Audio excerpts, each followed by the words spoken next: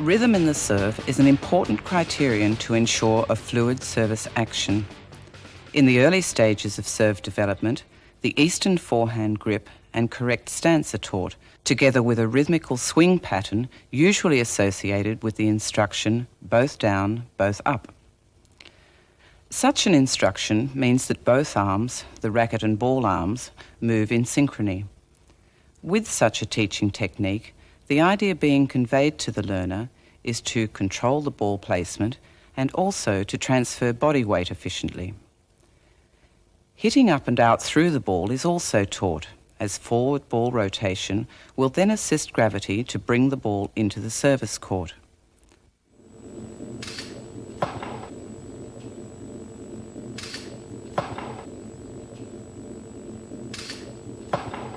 As the player develops further, changes are introduced into the serve. Change of grip towards the continental grip, the use of the wrist to control placement, spin, both slice and topspin is added, a harder flat service is encouraged. It is important, however, to understand the biomechanics of the serve so that advanced service techniques can be added to make the serve a powerful weapon. The parts of the body act as a system of chain links, whereby the energy or force generated by one link or body part is transferred in a succession to the next link. The link system can be explained by the following. In relation to the body part, firstly the legs, then the hip, trunk, arm and shoulder, elbow, and finally the wrist. And from a biomechanical point of view, the knees bend and straighten, then hip rotation, trunk rotation, the rotation of the arm about the shoulder, elbow extension and forearm pronation, and finally wrist flexion. It is important to understand that power is not developed by the trunk and arm. The primary source of power is generated from the ground in the form of ground reaction force. The ground reaction force is that force which is emitted by the ground on the body as the server pushes against it. Newton's third law explains the biomechanical principle of what happens. The law states, for every action, there is an equal and opposite reaction. Thus, the primary source of power for the advanced server is found in the leg action. It is with this action that the source of power is transferred through the link system. It is the efficient transfer of this power which will be explained.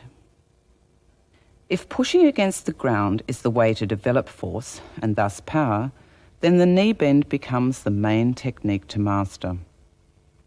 The optimum knee bend is individual, depending on the strength and coordination of the server. There are two problems which are associated with an incorrect use of the knees: not enough or too much knee bend, and poor coordination. Remember, the link system, to be efficient, requires good coordination. If the knee bend and push are uncoordinated with the rest of the links in the service motion, then the service power will be impeded. From a teaching point of view, there are several points which can be used here. Use the instruction cue left hand, left knee. This means that as the ball hand starts upward, the left knee will bend in a coordinated rhythmical movement. Instruct the server to keep the left hand pointing upwards after the ball is placed in position. The server's weight can then be efficiently transferred downwards. Realize that the server's body leaves the ground not by jumping intentionally, but as the result of driving upwards to the ball. More power can be added by rotating the shoulder and arm and racket beyond 90 degrees to the baseline. The rotation of the shoulder can be achieved by keeping the racket arm moving whilst holding the ball arm momentarily still before moving it upwards. The correct knee bend should also tilt the right shoulder downwards and the left shoulder upwards. The second part of the link in the chain is the use of the hips. The advanced player will transfer the power generated by the knees to the trunk through the hips. Hip rotation occurs after the knees bend and then straighten. Such an action upwards drives the shoulder up and out, which forces the racket further down the back of the server.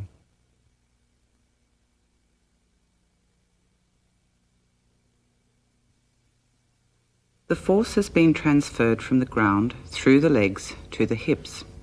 The hips can only achieve maximum rotation velocity if the trunk is rotated.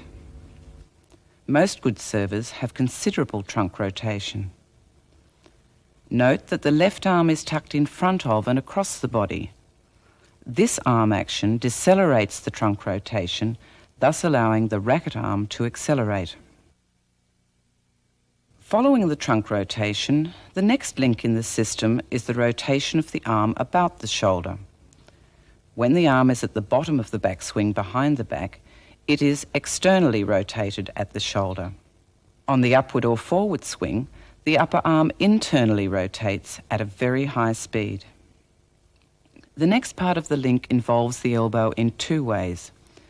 The elbow extends from the bent position when the racket is behind the back, and the forearm and hand pronate, that is, turn outward, around the elbow.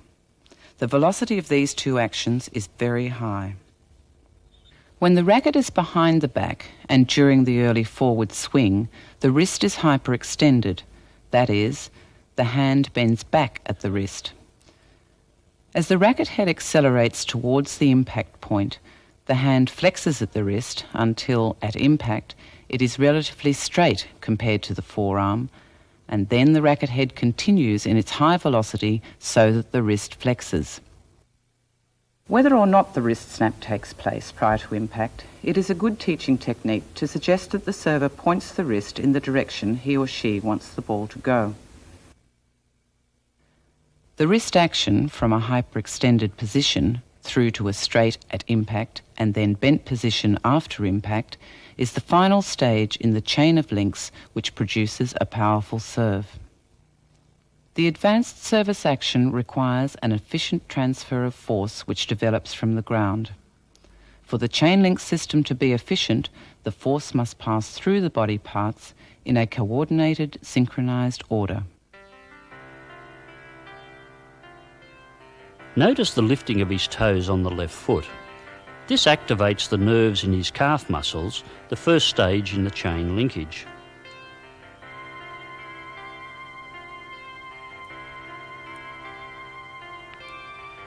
From this angle, we can observe how the weight is transferred downwards and then upwards, not forward and then backward.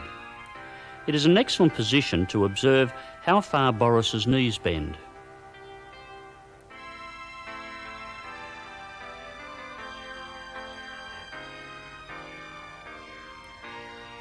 As well, the racket is in continuous motion with a large loop behind his back, thus increasing the velocity of the racket head and hence power in the serve.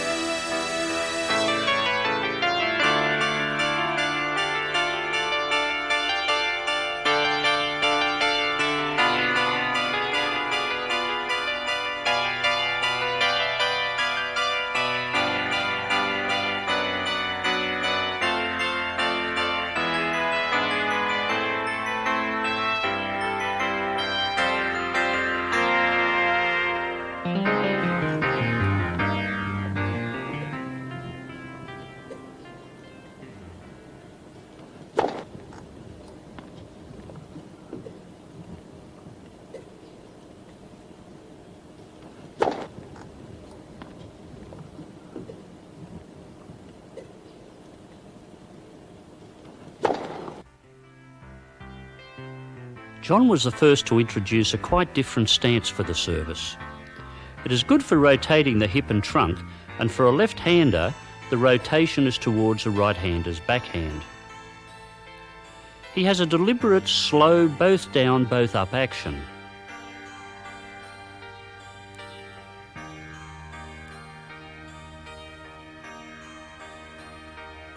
John's action is similar to Boris's in that he too bends straight down.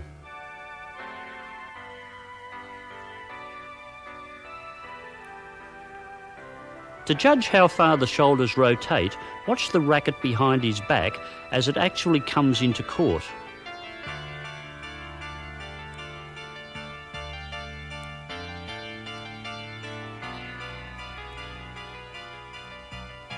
John has a huge tilt of his shoulders. It's a good position to see John drive up and through the ball.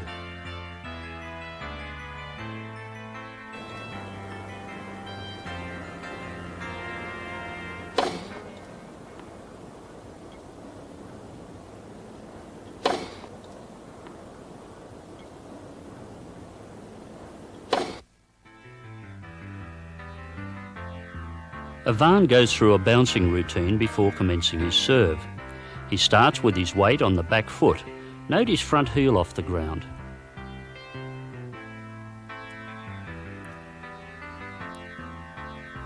The ball is placed very high in the air. Although Ivan basically has a both down, both up action, he modifies his backswing.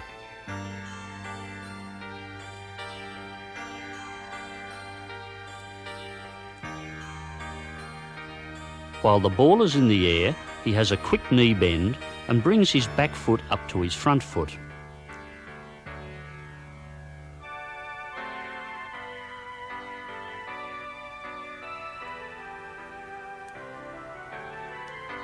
There is not much shoulder turn and very little tilt of the shoulders, but Ivan's height and coordination give him a powerful service.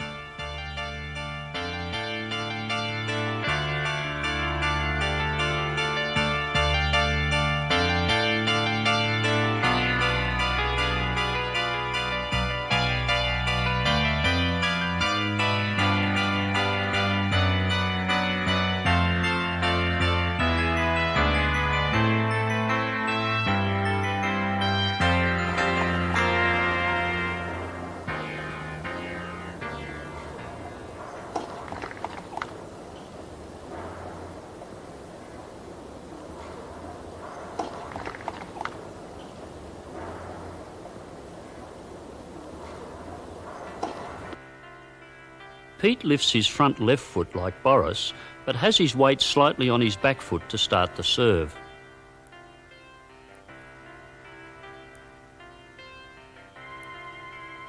However, his left hand places the ball in the air while the racket hand is much slower.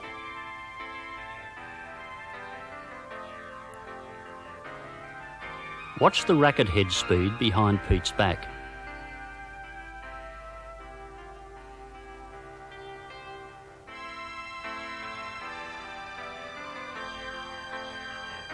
With the straightening of his legs, the racket is forced a long way down his back, adding to the service power.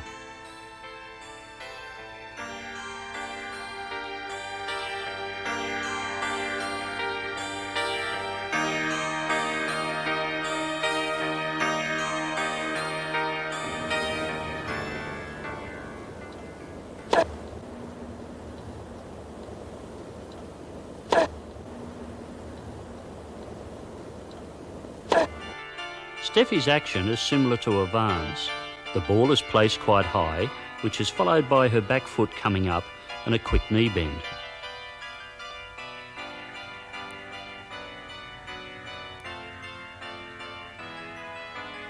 Note the pause at the top of a swing.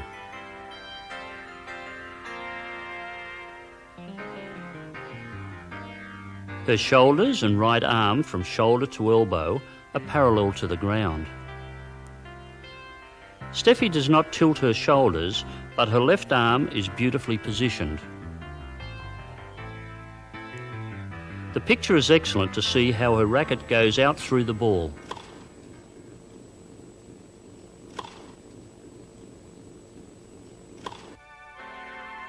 Tim has a more traditional serve in which the weight is transferred forward, not specifically up towards the ball like Boris, John and Pete. He starts with his weight back and has a both down, both up action. Note the shoulder turn and the tilted shoulders. As Tim drives up and out, his hip turn propels his right foot through first. This action has been shown to have the server reach the net faster than the server who propels up to the ball and lands on the left foot.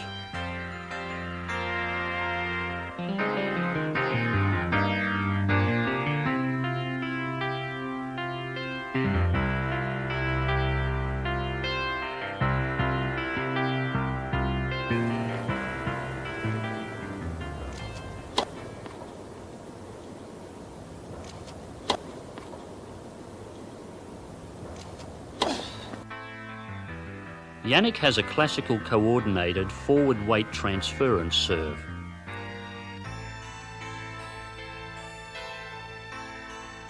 Watch for the left hand, left knee action.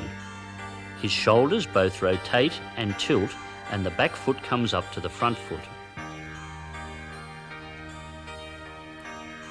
His left arm keeps him side on. Yannick has a wonderful right hip movement which brings his back leg through as he attacks the net.